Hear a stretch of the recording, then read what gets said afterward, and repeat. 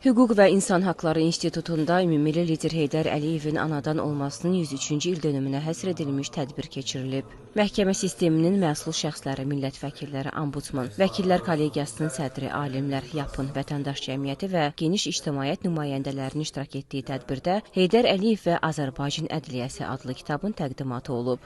Azərbaycan Respublikası Konstitusiya Məhkəməsinin hakimi, əməkdar hüquqşünas, uzun illər Ədliyyə Naziri və Məhkəmə Hüquq Şurasının sədri işləmiş Fikrət Məmmədovun müəllifi olduğu nəşr, Ulu Öndər Heydər Əliyevin Azərbaycan hüquq sisteminin inkişafındakı tarixi roluna həsr olunub. Eyni zamanda kitabda Dahi Öndərin siyasi kursunu uğurla davam və inkişaf etdirən Prezident İlham Əliyevin rəhbərliyi ilə qazanılan yüksək nailiyyətlər və parlaq qələbələr, o cümlədən ədliyyə və məhkəmə sisteminin daha da təkmilləşdirilməsi və müasirləşdirilməsi üzrə həyata keçirilən islahatlar, birinci vitse-prezident Mehriban Əliyevanın rəhbərliyi ilə Heydər Əliyev Fondunun dahi liderin irsinin öyrənilməsi və təbliği ilə bağlı mühüm fəaliyyəti əksini tapıb.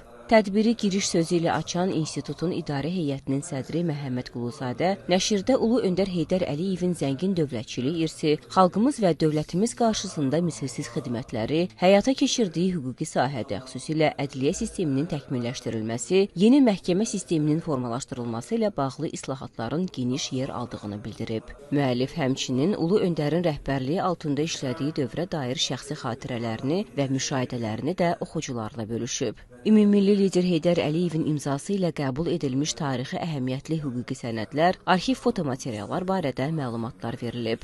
Tədbirdə çıxış edən Fikrət Məmmədov Ulu Öndər Heydər Əliyev haqqında kitab yazmağın olduqca məsuliyyətli olduğunu, bu dahi şəxsiyyətin dövlət və xalq qarşısında xidmətlərinin misilsizliyini vurğulayıb.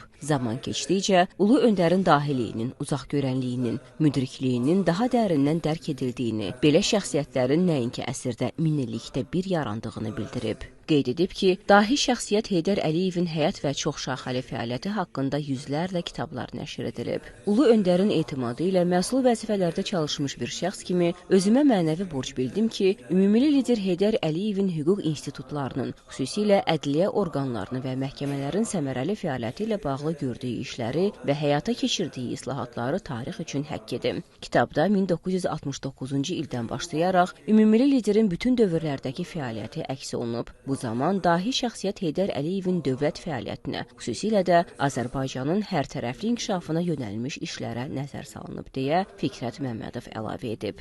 Təqdimat mərasimində Konstitusiya Məhkəməsinin sədri Fərhad Abdullayev, Ali Məhkəmənin sədri İnam Kərimov, Ombudsman Səbinə Əliyeva, Milli Məclisin komitə sədrləri Əli Hüseynli və Zahid Oruc, Bakı Dövlət Universitetinin Hüquq Fakültəsinin dekanı Zaur Əliyev və ictimaiyyət nümayəndələri çıxış edib, Ümummilli liderin Azərbaycan hüquq sisteminin formalaşdırılmasında müstəsna xidmətlərindən bəhs ediblər. Ulu Öndərin hüquqi dövlət quruculuğu sahəsində həyata keçirdiyi islahatların və dövlətçilik irsinin təbliğinin gələcək nəsillərə çatdırılmasının vacibliyi diqqətə çatdırılıb. Heydər Əliyev və Azərbaycan Ədliyyəsi kitabının bu sahədə yaxşı vasitə olduğu, kitabın dərs vəsaiti kimi istifadəsinin əhəmiyyəti vurğulanıb.